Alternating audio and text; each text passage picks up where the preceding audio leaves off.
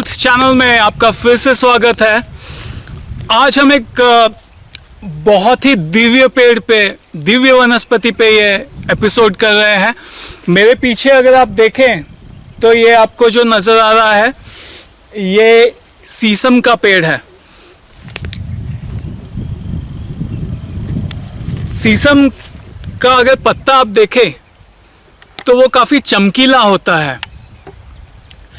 तो मैंने मेरे काफ़ी सारे वीडियोस में ये बताया है आपको कि जो चीज़ जैसे दिखती है, जो गुण जिन जड़ी बूटियों में होते हैं, वो वनस्पतियाँ वो गुण देने में समर्थ होती हैं।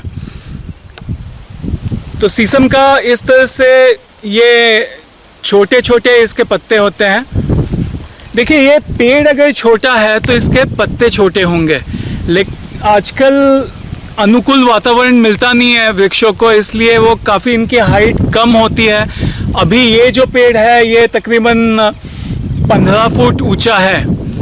आजकल जो सिटीज़ में शीशम आपको नज़र आएंगे वो इसी हाइट के होते हैं, या फिर 20 फीट के होते हैं, 25 फीट के होते हैं। हकीकत में जो जंगल में इसे अनुकूल वातावरण जहाँ पे मिलता है तो ये 10-10 फ्लोर जितने ऊंचे हो जाते हैं, यानी कि ये तकरीबन 100 फीट के भी हो जाते हैं। तो ये छोटा अगर पेड़ है तो इसका पत्ता छोटा होगा, लेकिन अगर वृक्ष विशाल हो इसका तो इसके पत्ते काफ़ी बड़े भी होते हैं। मैं अभी आपको दिखाऊंगा थोड़ी देर में स्क्रीन पे एक दूसरा पेड़ जिसके पत्ते काफ़ी बड़े हैं इससे। तो ये चमकीला है पत्ता, जिस तरह से जामुन का पत्ता चमकीला होता है या फिर अपना बेर का पत्ता चमकीला होता है। जो भी चमकीले पत्ते होते हैं वो स्किन के लिए बहुत ही अच्छे होते हैं, क्योंकि वो उनमें गुण होता है, चमकदार बनाएंगे वो स्किन को।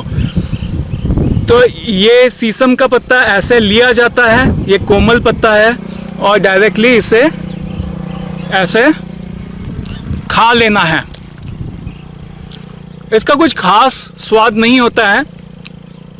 स्वाद इसका शुरुआत में जब खाते हैं इसे तो कुछ खास स्वाद आता नहीं है, लेकिन धीरे धीरे इसका स्वाद चढ़ता है। थोड़े देर बाद आपको ये काफ़ी चबाते रहें तो ये काफ़ी चिकना चिकना सा लगता है, इसमें चिकनाहट होती है, और थोड़े देर बाद आपको ये तीखा लगने लगेगा ये पत्ता। बोलने से पहले मैं आपको बता दूं, अगर आपको जड़ी बूटियों के बीज चाहिए तो कुछ जड़ी बूटियों के बीज मैं vishalsathe.me पे प्रोवाइड करने लगा हूं। आपको कुछ जड़ी बूटियों की सीड्स चाहिए तो इस वेबसाइट पे जाइए। तो आगे बढ़ते हैं। मैंने ज्योतिष शास्त्र पे 2 नए चैनल शुरू किए हैं, एस्ट्रो राहु हिंदी और एस्ट्रो राहु इंग्लिश। अगर आपको ज्योतिष शास्त्र में रुचि है तो इन्हें सब्सक्राइब कीजिए। तो ये शीतल होता है स्वभाव में, ये संकोचक होता है, और ये ब्लीडिंग को रोकता है। ये खून कहीं अगर निकल रहा हो, ब्लीडिंग हो रहा हो, तो शीशम के पत्ते खाने से ब्लीडिंग रुकता है। और ये काफ़ी पौष्टिक भी होता है, क्योंकि ये चिकना है। काफ़ी वनस्पतियाँ जो चिकनी होती हैं, वो लसोड़ा हो या कोई और हो, चिकने जो होते हैं वो काफ़ी बार पौष्टिक होते हैं। ये भी मेरा ऑब्जर्वेशन है। तो ये आयुर्वेद के प्रमुख वनस्पतियों में से एक है, और ये अति दिव्य है। तो आपके खेत में ये लगाना बहुत ही ज़रूरी है। अगर आपके पास थोड़ी जगह है तो ये उन वृक्षों में से हैं जो कि लगाना ही चाहिए। और इसके पत्तों का खाने का डोसेज है 5 से 7 पत्ते। अभी मैंने आपके सामने वीडियो करते करते बताते हुए 1 पत्ता खाया है। और इसके गुण देख लेते हैं। जैसे मैंने आपको बताया कि ये शीतल है, तो जिन लोगों को बहुत पसीना आता है, बहुत ज़्यादा उनका गर्म पित्त प्रवृत्ति है, उनको, जो हमेशा पंखे के नीचे रहते हैं, एसी में ही रहना उनको कंपलसरी हो जाता है, उन्होंने क्या करना है, 5 पत्ते लेने हैं, चटनी बना करके थोड़ा मिश्री और पानी मिला करके शरबत जैसा बना लेना है, और इसे पी लेना है, उससे अतिरिक्त जो गर्मी है शरीर में वो प्रॉब्लम ठीक हो जाता है। किसी किसी को आँखों में लाली का प्रॉब्लम होता है, ज़्यादा पीसी पे काम करने से, ज़्यादा मोबाइल ब्राउज करने से आँखों में परेशानी होती है, आँख लाल हो जाती है। इतना आजकल इससे प्रॉब्लम होता है ओवर कंप्यूटर पे काम करने से, मोबाइल ब्राउज करने से, कि पूरा का पूरा सर भी बहुत ही तप जाता है और सर में से भी पसीना आने लगता है, बहुत ज़्यादा हीट बढ़ जाती है बॉडी में। ऐसे में भी शीशम का आपने प्रयोग करना है। जैसे मैंने बताया 5 एक पत्ते चबा के करके खाइए दिन में एक बार, ये प्रॉब्लम्स आपके सॉल्व होंगे, बॉडी हीट कम होगी और मोबाइल ब्राउजिंग में आँखों के परेशानियों में भी बहुत आराम मिलेगा। आँख बहुत अगर दुख रही है, आँखों में लाली हो गई है, तो इसके पत्तों की चटनी बना करके, टिकिया सी बना करके बाहर से आपको रखनी है। जिस तरह से ककड़ी रखते हैं उस तरह से अगर रखते हैं तो आँखों की समस्या में बहुत ही अच्छा मदद होती है। वरुण के पत्ते भी इस तरह से चटनी बना करके या उसकी छाल का पाउडर बना करके रखा जाता है। सिमिलरली ये शीशम के पत्ते भी रखे जाते हैं, उससे आंखों के प्रॉब्लम सॉल्व होते हैं। और नीचे आते हैं, ये गले के एरिया में बहुत ही अच्छा काम करता है।